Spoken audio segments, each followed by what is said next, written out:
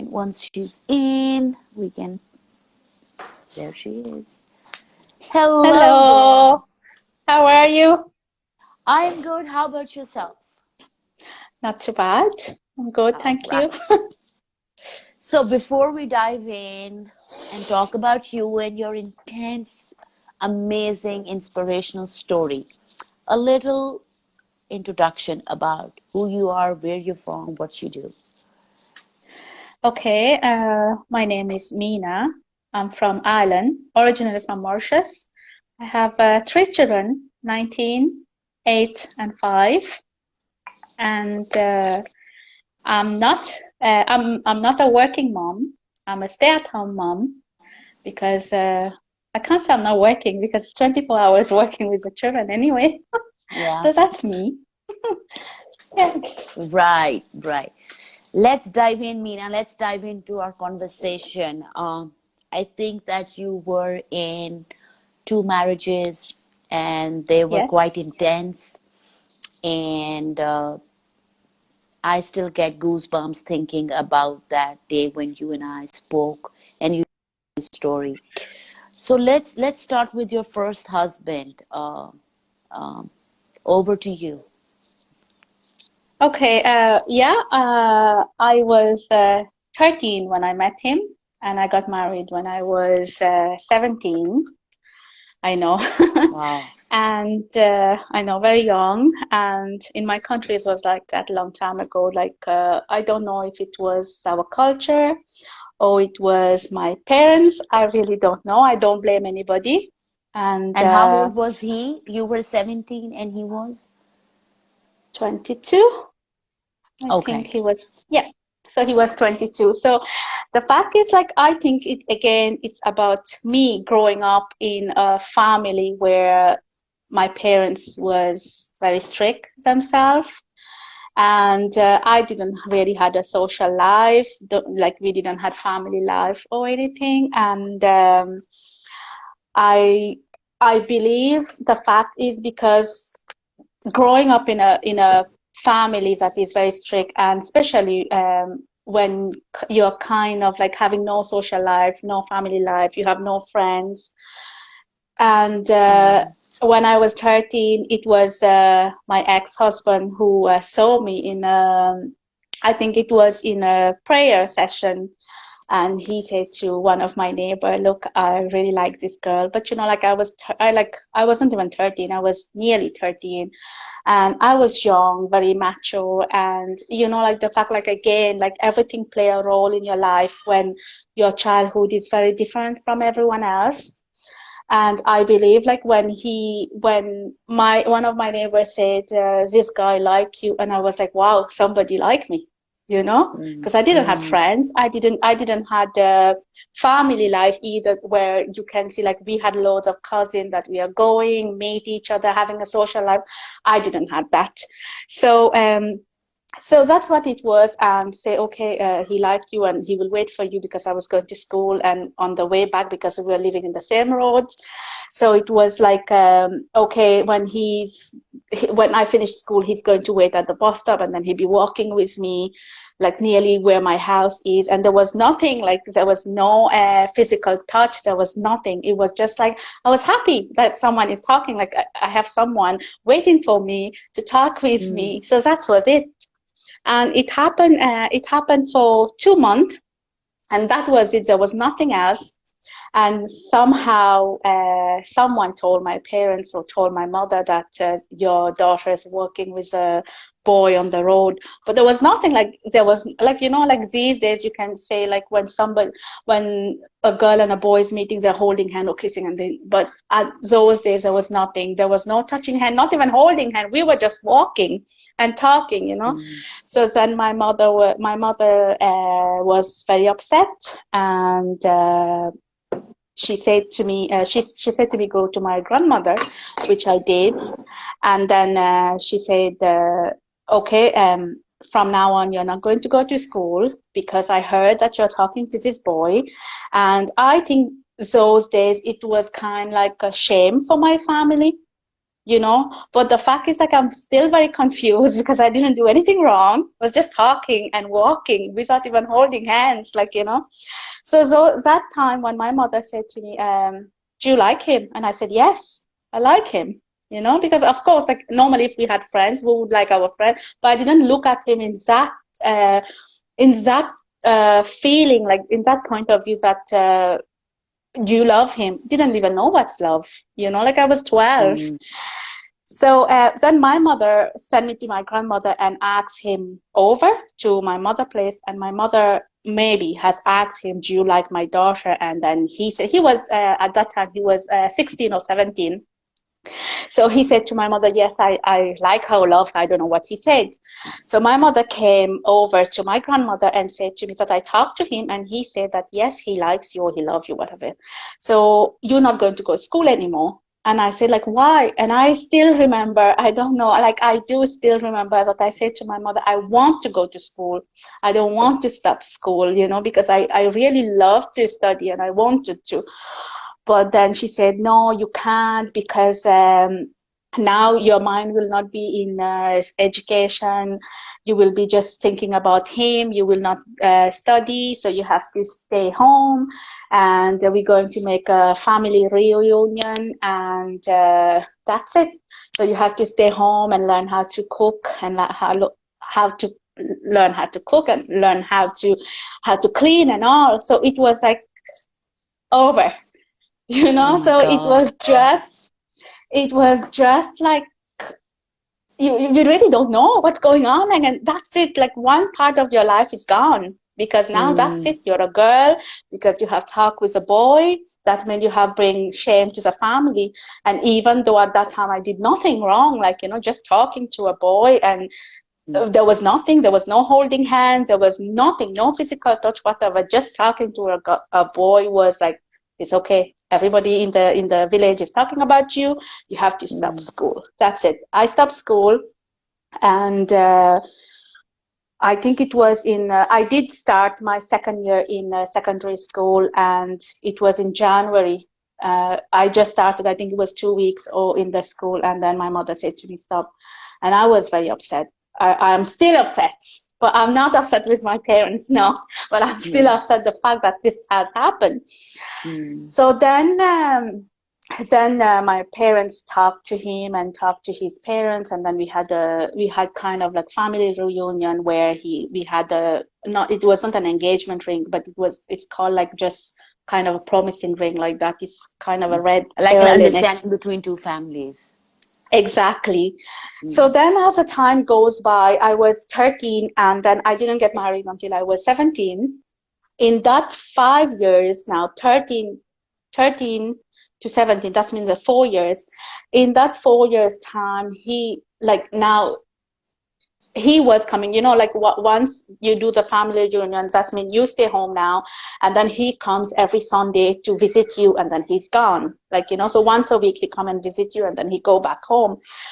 And he was started to, like, in the beginning he was okay, but then as the time goes on and we start to get used to each other, it took us time. It took us at least 8 months to 9 months to get to know each other. And he was coming to visit me in my place, and it's still like he was coming and we were sitting on the chair. He was sitting there, I was sitting here. There was still no touch, no holding hand, no kissing, nothing whatsoever. We were just like two strangers. And like, I'm shy, he's shy because he was small as well. He was 16 or 17 and I was only like 13. So then it took us a year to really kind of get close to each other, And Mm. then he started to, oh, you can't wear makeup. And I wasn't a makeup person. Like if I do go out sometime, like I will have like some lipsticks on and things like that. And then he started like, I can't step out of the house because I had a neighbor, and we never, like, my parents again, like we never go into people's house. We were supposed Okay. to stay in our own place. So the fact is, like, if I want to talk to my neighbor, like I will be standing here and might be talking to my neighbor on the other side, like face to Okay. face. And if happen he see me on the road, he will make a huge mess. Like, you're not supposed to talk to any, like, you can talk, but you don't step on the road. You have to stay in the house. So that was a beginning. I believe that it was kind of the beginning of like emotional abuse. That's what Mm. I started to think, because then I remember one time my mother said to me that we are going over to one of my uncle, and I had to ask him, and I wasn't even married with him.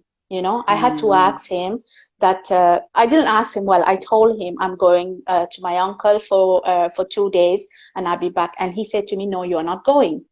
So I said to my mother, "Well," he said to me, "I can't go." So my mother said to me, "Well, you're not married to him.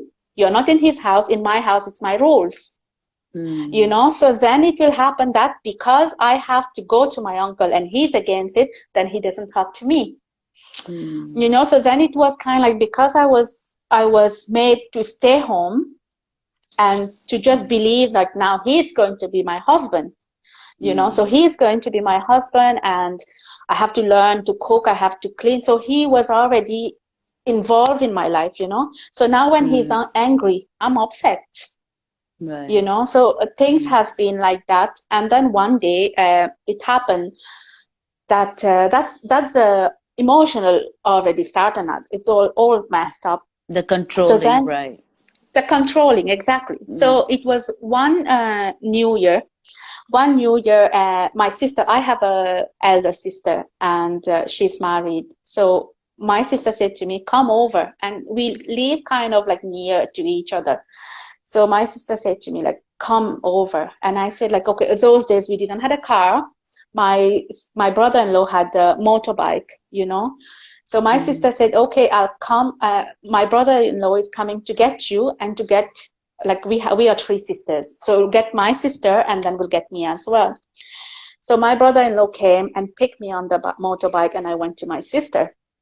And I think someone has said to him that I've been on the motorbike with my brother-in-law. And he went just mad. And I know from all, it was like after 3 years or something, it happened. So I used to give him gifts for his birthday, Valentine's Day, Christmas, or whatever it was. I used to buy gifts and give him. He went and broke all the gifts, throw everything at his backyard. And he was it's over.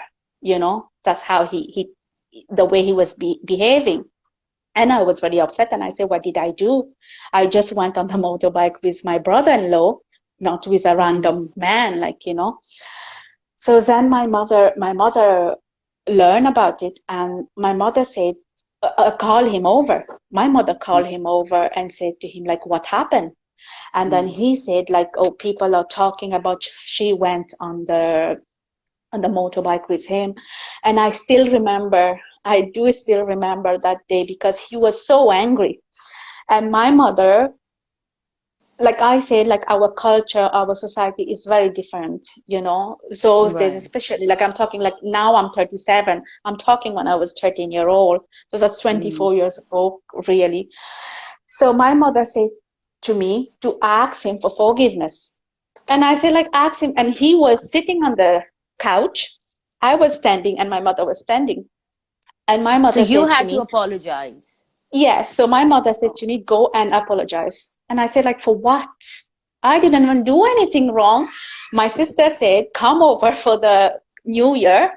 So I Right. just went, and my brother-in-law came, and my mother said, "Go and bend and touch his feet and ask for forgiveness." And I was like, what? Like, that time I didn't really think about it. But now when I think, I know, like, I can't say, like, I can't blame my mother. I don't hate Mm. her. Mm. But at that time, for being a mother, she should have said to him, "Get out, you know? Right. You don't treat my daughter Absolutely. like that. You don't Yes. treat my daughter like that. She didn't do anything wrong. She went with her brother-in-law. She went to her Mm. sister. But my Mm. mother didn't do that, Mm. you know? Maybe my mother childhood was not a great one either. Maybe she didn't know. But I believe when we become a mother, we protect our children. So my mother knew what was going on. My mother knew how he was. So instead of my mother said to him, "You get out of here. You don't treat my daughter like this." My mother said to me, go, bend, touch his feet, and ask for forgiveness. And I had to do it. And I did it. I went, I bent over, touched his feet, and I said to him, please forgive me. Tell me something. So, Let me stop you there. Tell me something. Did your mother, I think that your mother, when she was doing that, and of course, you and I both know we won't do that as mothers, but mothers like your and my mother, or people generations before us, they had this mindset that we had to please our men regardless, and they are in authority, and if they're right or if they're wrong, it doesn't matter. doesn't We matter. need to compromise. We need to compromise because we have to compromise from the time we meet them till we are in our old age, close to our old age, and then they'll calm down, and then they'll turn around, and then you'll be the queen of the home or the throne or whatever. So do you think that because of that mindset your mom was trying to protect you, number one? And what was your mom and dad's relationship? Was there any emotional, physical abuse? Had you seen that growing up? Just shed some light on that. Yes, to be honest, I grown up in a very domestic violence family as well. My father, well, now my father, when you look at him, he's very good person, you know. Oh, He's very good. When you look at him, you won't believe that once he was that aggressive man that he was. Since I know my father was, I know I love him so much, but sometimes when we think about it, it hurts, you know, right. because my father was never there for us. I don't even remember if my father has ever hold me. I don't even remember if my father has ever shared his responsibility or even talked to me. And it's not only to me, it's to my brother and to my sister as well. We were three children altogether. My brother is older than me 2 years, and my sister is 5 years younger than me. So my father himself, he was having an affair with someone else, as far as I know, because since I have understand, you know, when we were a child, maybe I was 4, maybe I was 5, my father was a very, very aggressive person. And when he Monday to Friday, he's a good man, like, you know, but when it come to Saturday, Sunday, he was drinking, and when he's drunk, he was very aggressive, very abusive. And my mother has gone through a very, very hard time with my dad because they didn't have that married couple, like the loving couple. I never seen my mother and father being like a married couple. I never seen my mother and fathers going out together somewhere or even have the happy married life. There was nothing like that. My father was very, very aggressive. And I remember when I was small and when my father was drunk and come home, me and my brother, and my sister was very small. Me, my brother, and my mother have to run out of the house.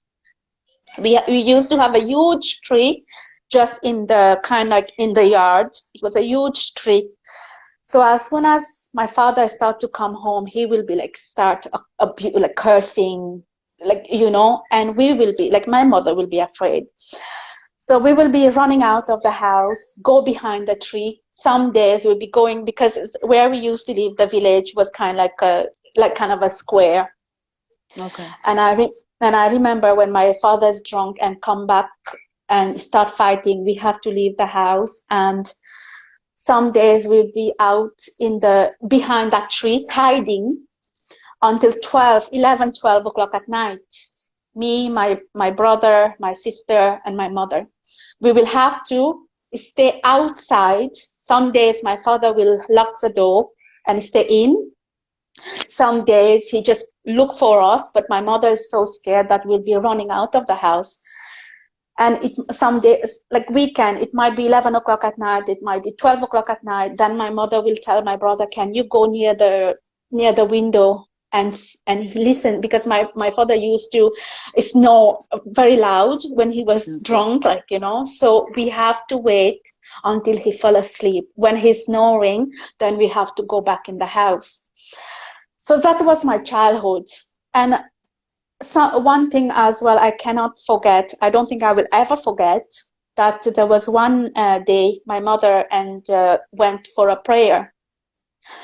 And I'm shaking, sorry. It's And okay. Take your time. my my mother went for a prayer, and when she came back, it was raining very heavily, and I was in my room with my brother, and there was a big, like, we had a window, and my father was beating my mother so much, and I know I was maybe 7 or 8 year old, and I saw my mother run out of the door, and because there was mud there and it was raining so heavily, she slipped and fell on the ground.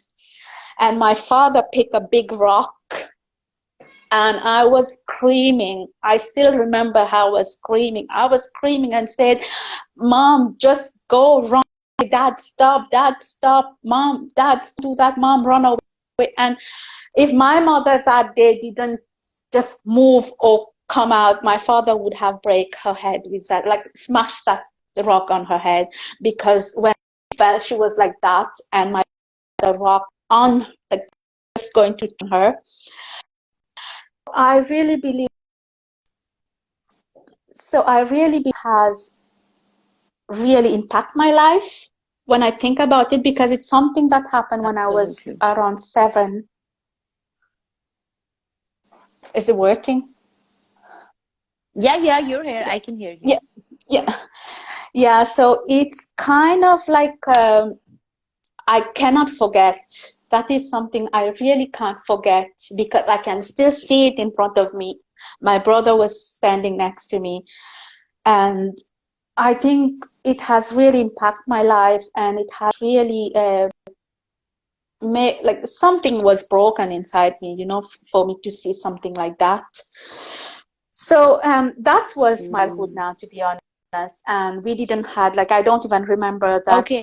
my parents has been a loving parents who has, like, I understand my mother, she has been through a lot, and she wasn't able, she wasn't able to maybe to love us.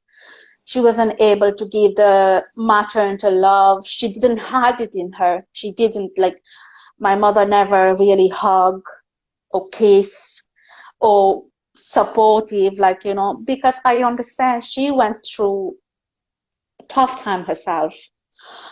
But Yes. even though I understand her, I believe that for me, like, now my brother and my sister didn't really go through that much because she was very small.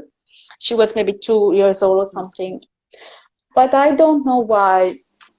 I feel like my brother has been through as well. But my Oh, brother is living his life, and it's okay. But for me, it's like this has affected me so much, and I can't forget, you know.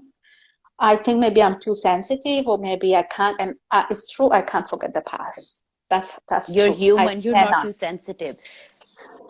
I can't Right, forget the right. past. I want you to, I want you to, because you spoke about your childhood and you spoke about your mom and the environment. I wanted to stop you there because there are a lot of people listening, and I want a lot of people Okay. to understand where women are coming from nowadays. Women like me, women like you, when we take a stand and we want to finish the marriage, or we want to walk away from the marriage, and people just look at you and say, we don't see any wounds, you're not injured, there are no marks, where did he abuse you? And you have to suck it up because we did, and it turned out fine for us. Look, we're fine. But you Yes. being a child, witnessing that, I want you to talk more about your experience. Do you think it's worth it for nowadays women to suffer in a marriage where there is just emotional abuse, or where there is an emotional disconnect, or one person is not emotionally available for you. Because I'm talking from your perspective, being a child, seeing your parents go through Yeah. that, how it affected you. And if you were to go back, would have you wanted your mom to take a stand and move away from your dad? Or do you think what she did all her life was worth it? Because now you just stated he's a different man, he's a nicer man, he's a calmer man. So I want you to please shed some light on that for us. To be honest, like I know we do say that a person never change, and I saw my father has Hmm. changed, but it's still my mother should have left, because the damage that has done to me maybe wouldn't have happened. Maybe if my mother left, Yes. I'm not blaming her. Maybe she didn't have anyone to go to. You know how our culture is. True. You can't leave your marriage. You have nowhere Right. to go. Maybe those days she was weak, she was vulnerable, she wasn't strong. I was same. I understand because I wasn't strong either. But if I go back Right. there and at that time when what she went through, yeah, she should have left because it was not nice. She has lost so many years of her life. She was Yeah. married for, it took 16 to 17 years of marriage for my father to change. My mother wasn't young. In 17 years, my mother wasn't still young. Her life was just wasted, Mm. you know. Today she's in a very good place. Today she's a very independent woman. She's driving her own car. She has built her house. She's very strong. She's very independent now, yes. But she shouldn't have to go through what she went through. She didn't have to spend 17 Exactly. years because if she did leave, what life she's living now, she would have already lived maybe years ago, you know. Mm.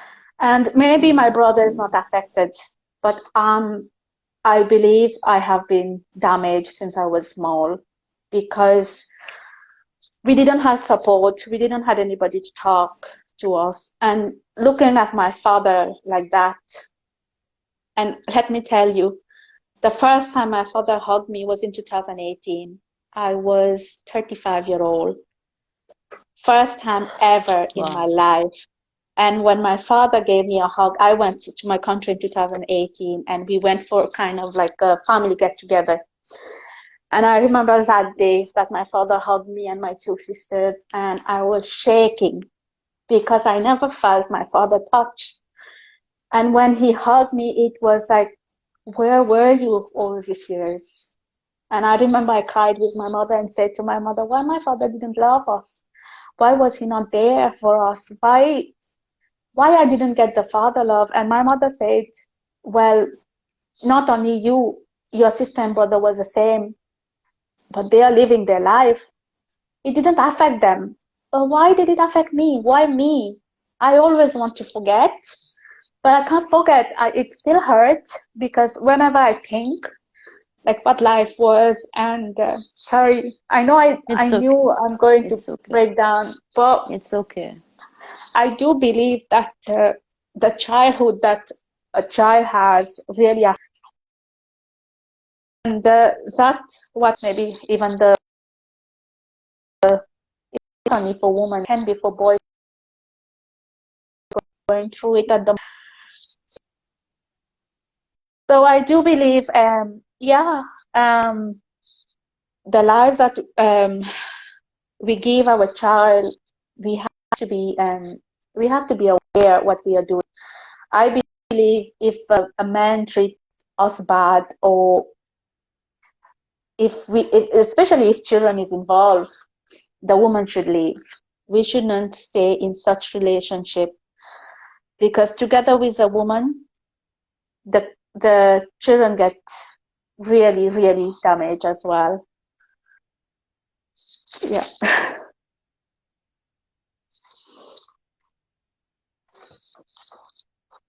Yeah, I think it's your internet there.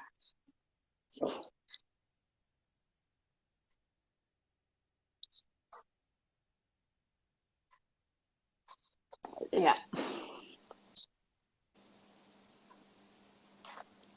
Mina, can you hear me? I can hear you now. It was breaking down. Okay, okay, okay. So we're back. I said if you want to take a minute, we Yes. could stop. You want to grab water, we could No, I'm okay. close and come I'm back. I know okay. it's okay. Okay. Well, I'm sending you so much love. I know we spoke earlier, and I knew your story was intense, and you've been through a lot from childhood till a few years back. So what happened? Let's get back to the boy. You went down. You asked for an apology Okay. for an apology. Yes, so then finally, because it was already 5 years being together and him coming to my house like to visit me, so it was kind of like, okay, it's time for you to get married. And my mother, my parents really talked to his like he didn't have the dad. His dad like was passed away when he was young, so he had Okay. his mother and he was living with his grandparents. So then my parents and the parents of obviously talk and like fix a wedding date. And I was meant to get married in on the 2nd of December 2001, and everything was done, all the preparation was done, everything was like, it was November, so it was only 1 month before I get married. Now he came and he said to my parents that he's not going to marry me, and that was a shock now to my parents. And when asked why you don't want to marry her now, what happened? So he came with an excuse that I was having an affair with someone. And the fact is, I wasn't even going anywhere. I was in the house. I didn't like, I was going like to the temple on a Thursday. So it was kind of like when he came in November, I think it was the beginning of November, and I was supposed to get married in December, on the 2nd of December. So it was the first week of November, and everything was already done. The wedding card was already out, like everything. It was like just only him and me to get married. Everything was done. So he came first week of November, and he said to my mother, "I'm not going to get married to her because I think I don't know what he said to my mother because I wasn't home." So he said to my mother, she's having an affair with someone else or something like that. So my mother said, like, that's not going to work, because there's only 1 month left for you both to get married, and you can't come now and say that you can't get married, you know. Right. So Right. being 17-year-old, and we were like kind of engaged like for 5 years. So my mother went to the court and told that he's not going to marry her, and they were engaged since they were kind of like, she was 13 and now she's 17. So then he was asked to come to the court, and the judge said to him that he has to marry me. If he doesn't want to marry me, he has to refund all the money that my parents has invested, like for all the, because like kind of like Hindu, like I'm Right. Hindu, and it's kind of like a 4 days wedding with the expensive is like, it was very expensive to get all the stuff done and inviting people. So it was kind of like we were humiliated. So the judge said to him, or you Right. marry Right. her, or you give, like, refund all the money that they have spent. So then he had no choice because he has no money. So he agreed to get married to me. And then came the 2nd of December, and he didn't want to get married again. It was like we are forcing him now to get married to me. And the day we were to get married, he wasn't getting ready in his house.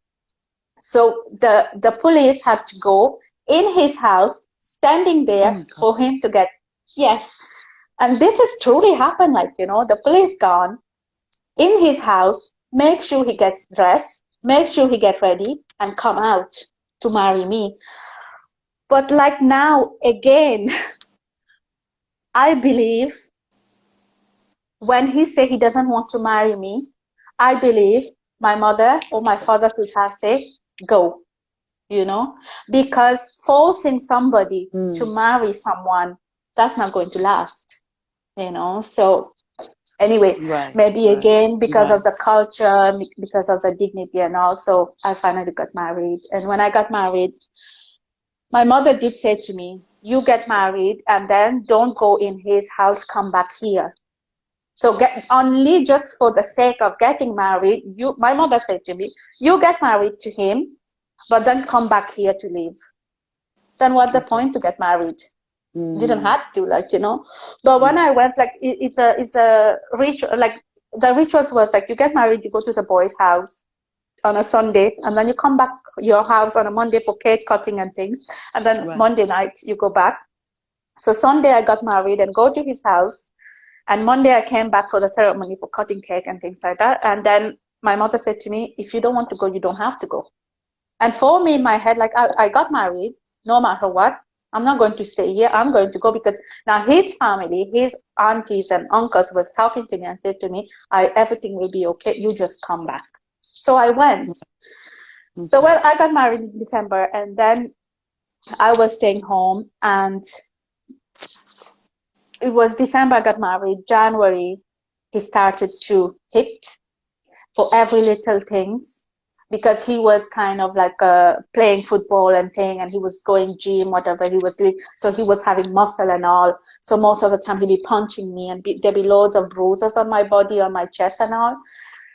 So then I got pregnant, like I got married in December, I got pregnant end of January, I think it was end of January I got pregnant. And Okay. he started to get angry. He said to me, I don't want kids. But you know, I was 17. I didn't know anything about contraception. I didn't had any clue because now in my country those days, like parents wouldn't talk to you about these things, you Right. know, like Exactly. Mm. I didn't even had friends. I didn't even had cousin that I would know these things, you know. So I got Mm. married in December. I got pregnant in January, and he doesn't want the baby.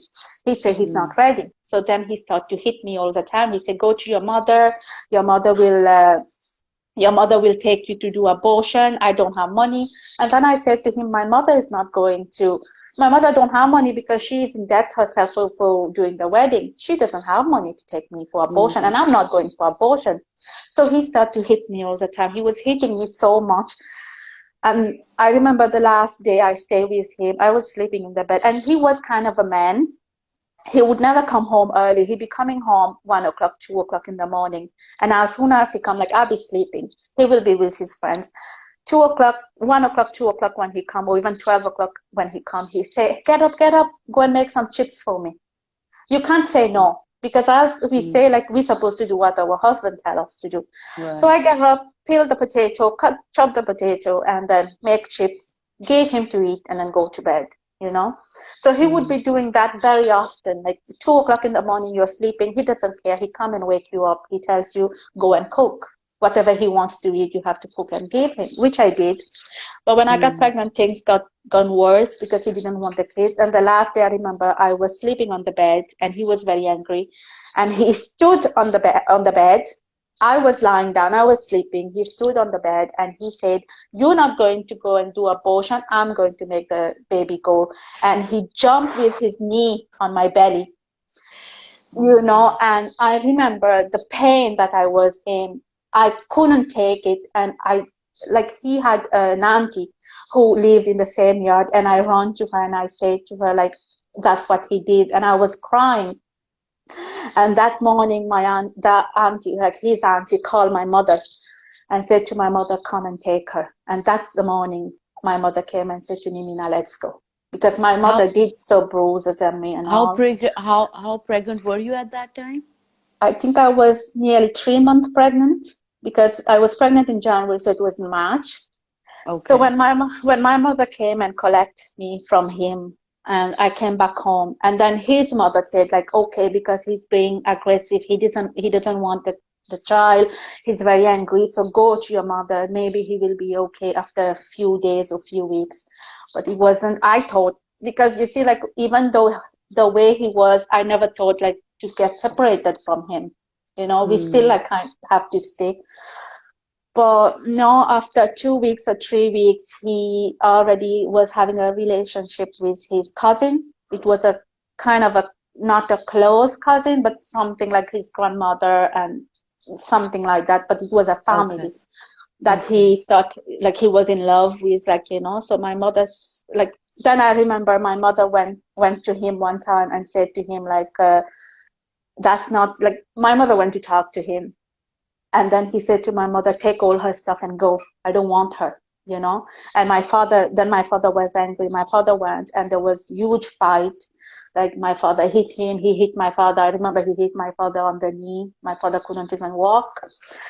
So then that's it. That's I left, and I was yeah, I was 3 months pregnant, and then my mother herself then took me to the doctor to do abortion, because she said to me, well, it's not going to work, and you're pregnant now. I don't think there's any point to have the baby, so let's go to do abortion. And I went, like, you know, I think it was already 3 months then.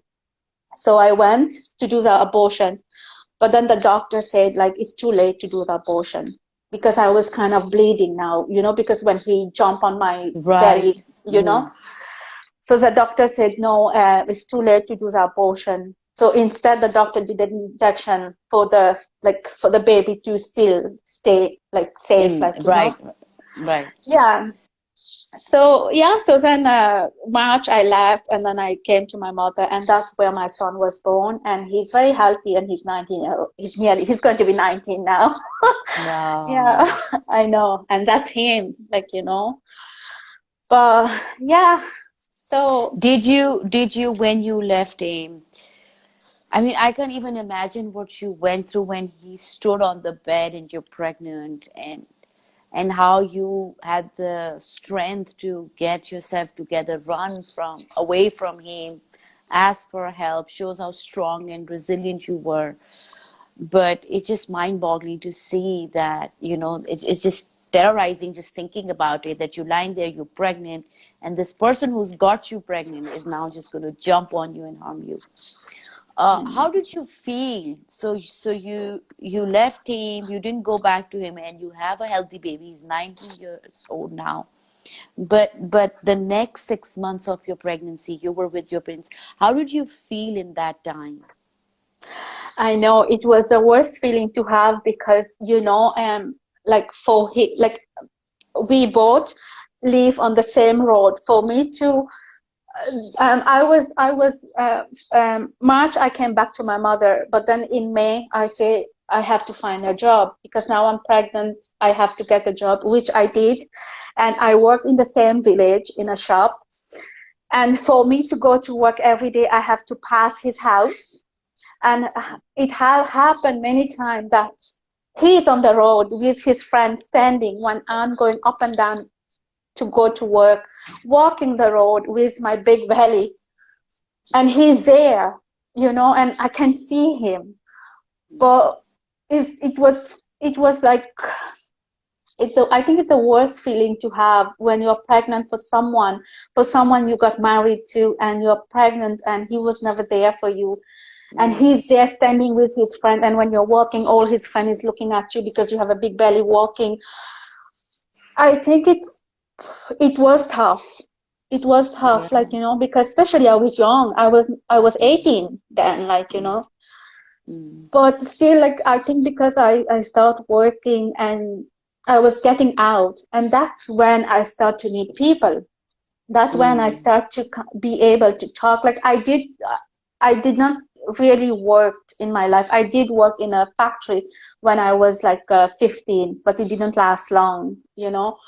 But then when I went to the shop, because I was working in a shop and there was lots of people coming and buying stuff, so right. me talking to people, and then I did got a friend near the shop, so it was, I do have someone to talk with, like, you know. So then I didn't feel that bad. I said, like, yeah, I can do it, you know. And then Mm, staying with my mother, that's when my son was born. But again, when my son was born, he didn't want to see him, and we were living mm, in the same road again, like not far away. He right. was maybe 3 minutes away from me. And when my son was born, he never came to see. He never even mentioned. He never even asked. It was like my son was nothing for him, you know. Mm, But then his mother came though when my son was born, and we have a ritual now. When you have a baby after 3 days or 10 days, you have a kind of a shower some woman come, and then you do kind of like food, like, preparation. And Okay. then his mother came, and then his mother and his grandmother came, and they were like happy that they got a grandson, Oh, but he never came. He never, mm. never. But then it was, Acknowledge or anything. no, he Mm. was like, it wasn't his. And it's not only that. When I was Mm. pregnant for my son, he told his friend that this child is not his. He Oh my told God. all his friends that this child is not his. I have slept with someone else, Oh my and God. that's what he said. And I was in the house. I didn't. When I was married, I was in the house with his mother, with his granny, in the house, never been anywhere. But he said to his friend that this is not my son. This is not my child. She's pregnant with someone else's child, and that child is not mine. But when my son was born, that's why you say, like, when my son was born, it was exactly like him, look alike when Mm. he was small. So, but he didn't bother. He never bothered with my son. So it was his mother said, like, can we take him? Like, we can. I can't remember when he said they will. When she said they will take, but I was sending my son there because I said Okay. doesn't matter. He didn't ask, but my Mm. mother-in-law asked to send my son there, which I did. But it didn't make any difference to him. He had a son or not. It didn't make any difference. He didn't really acknowledge that he had a son until my son was 14. After 14 years, he came back and asked for him. But I didn't say anything to my son. I said, it's your choice. You want to go, you go. You don't want to go, I won't force you. But my Right. son, maybe he wanted to know his father after all, like his father, Yeah. you know. So Mm. he agreed to meet him, which I don't mind, like, because we can't blame the child. After all, Right. he had a childhood where he didn't have a father, you know. Mm. So, like I said to him, like, you can if you want. I'm not going to say anything, which he decided to meet his father. And maybe his father has changed as well. It's not like Mm. before he was, because he's married now. He has a son as well, and he has changed. I remember when in 2018 I went home. He came and met me and said sorry for what happened. Yes, it's okay to say sorry. I know I did Mm. forgive you, but you didn't have to do this to me. You Right. know, you didn't Absolutely. have to do Yes. this to me. I know it's Mm. okay. Like, yeah, it's okay. You Not came and said okay. sorry. No, Mm. like they think like, okay, he came and said sorry. He said, forgive me for what happened, and I did wrong. Please forgive me. Yes. Okay. What will I say? I'm not going to Mm. drag everything. I say, yes, it's okay, but it wasn't okay for what you did to me. You Exactly. know? No, it Right. wasn't okay. No. Mm. So that's Yes. it. Then I Absolutely. had my son. Yeah. Mm. Mm. Yeah. That's intense. That's you've gone through so much from childhood to this. It's intense. Meena, I think that I know that your story is not complete. We have been through more than what you've told right now, but I think my advice is that why don't we stop for today? It's been Yes. intense for you. I think that you need a break. You need to collect yourself. It's overwhelming. I know talking about it brings, it's a trigger. It reminds you of things, something surface while you're having the conversation. I think we could just stop our conversation today and bring you back tomorrow or any other day when you're fine and carry on this conversation, because I know that I want to let people see where you are now, but I also Yes. want people to see what you've been through, because your story is intense, but there is so much hope in there, and there is so many things people need to learn from your story. So for today, we'll stop. But guys, Yes. if you did feel the intensity of what she's gone through, I mean, I got goosebumps when she told me. I know the whole story, but when she told me, I was in tears on the phone, and I had goosebumps. And today also, when she was saying it, I had goosebumps. It's. I mean, I could just applaud you. You're amazing. You're a superwoman. What you've been through, and you're still here. You came Thank forward and you you. said, "Yes, I want to share my story. If it can help somebody, if it can impact a life." So that just, I am just, I don't have words to express for you. Anyway, we will wrap up for today and we will bring you back whenever you're ready, whether it's tomorrow, whether it's next week, and we'll Yes. continue with your story. For right now, thank you so much for coming Thank you. forward and sharing this space with me, giving your time to me. Before we do wrap up for today's session, is there any message you want to give to people listening to you right now? Some lady out there, somebody who's suffering in an emotional abusive relationship. Any message you want to give them? Yes, I would say whenever we anybody get in a relationship, no matter how much you love someone, no matter how much you feel to live with that person, but if that person don't respect you, I know it never started with a man beating a woman. It always we start with a little slap. A little slap is not okay. If Hmm. if a man, even a woman, don't respect you, you have to leave. You don't have to wait for it to aggravate, and then you just get damaged. Of course, we do get damaged, so Hmm. you have to leave, because I know for myself, you leave, there is more doors going to open for you, and there's no reason for you to stay in an abusive relationship. Go get help, go get support.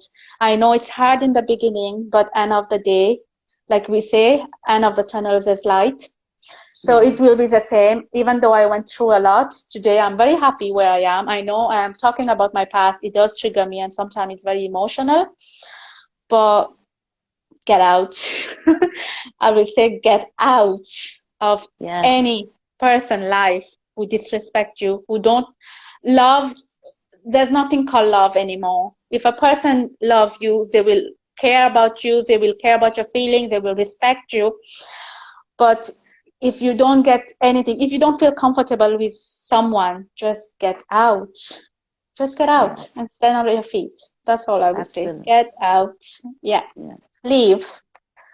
There you go, Yeah. guys. She said, don't waste your time. Yeah. On my end, I would say the same. Her story is really inspiring, and there are so many red flags there. Some of the things, some of the highlights that I would share with you while you all heard her story is you have to heal from your childhood trauma.